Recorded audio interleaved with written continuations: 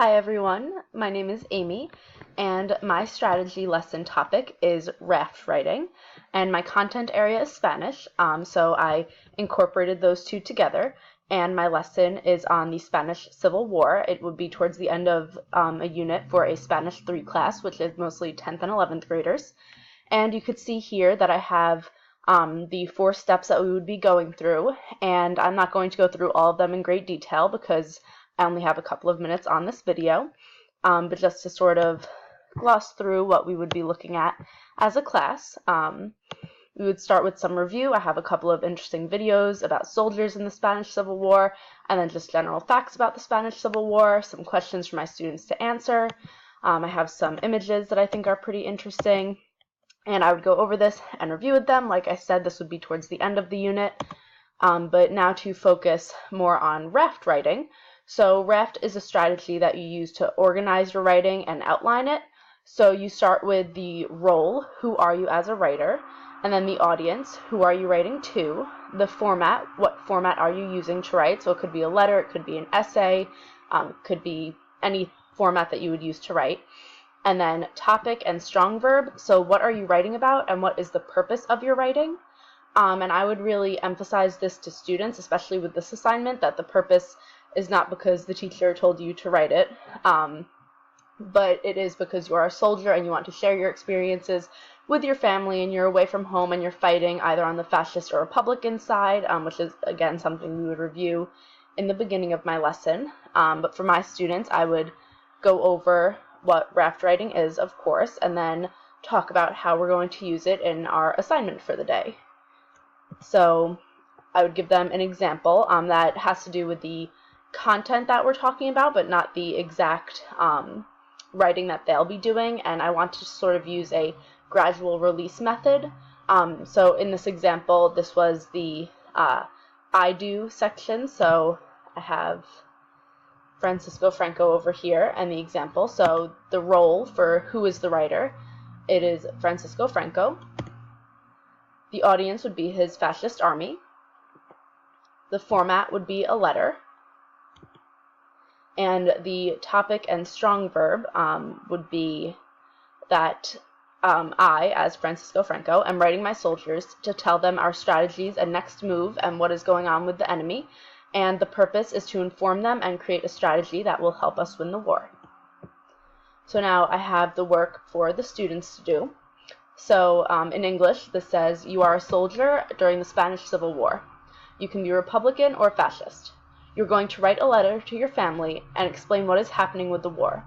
Where are you? Who is your leader? Why are you fighting? You can include details about your life before the war and how your life has changed since the start of the war. You should write about 80 to 100 words and include details in the chart for each category. So I also have a worksheet that I will be handing out to them, and this is my RAFT worksheet. So this is what they would be working on, and the first box for the we do part of gradual release we would be working on together. And I have the assignment over here as well, so that if they have to refer back to it, they can. And the reason I wanted to choose this assignment is because I wanted to give the students some freedom to work how they wanted to and write a letter at their skill level, talking about topics that they're comfortable with, but of course it has to do with the content area. So they're taking themselves back to that time period, but they still have freedom to write how they want to, and at their level. So I would pass out this worksheet, and then back to the PowerPoint, I have the we do section. So I would ask students to help me fill this out.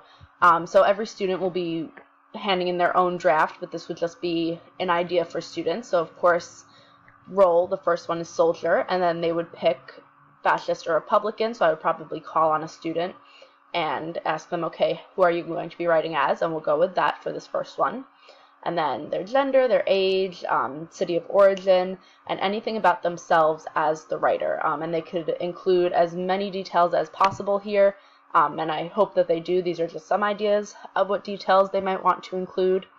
And then for the you do part, the last 30 minutes of class they will have to complete the RAFT chart and begin their rough draft. And for the formative assessment at the end of the period, I will be collecting the RAFT chart and the rough draft to make sure that people are using it correctly, and I'll make any corrections that they need on the rough draft and then hand it back to them. And the summative assessment would be that they have to write a final draft based on those corrections that I gave to them.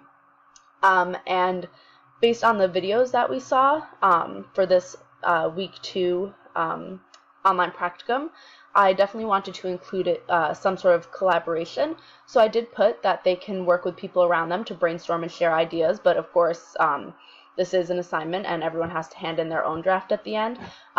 But I do like the idea of working with people around you and getting knowledge from different areas, and if the person next to you is writing as a Republican and you're writing as a fascist, you could also kind of play off of each other.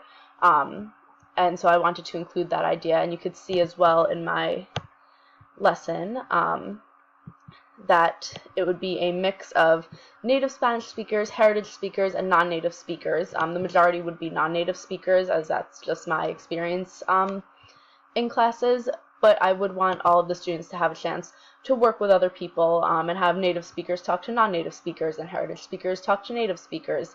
And I think that collaborating would be a really good idea for this assignment, but they do have to hand in their own letter at the end. So that is sort of an outline of my lesson. So we have the review, we have some pictures that we'll talk about, we have what is RAFT, and I'll be explaining that to them. Then we have an example for the I do part of gradual release. We have their assignment, and then a we do part of gradual release to get them started. And then finally the you do part for them to complete the assignment. And that's it.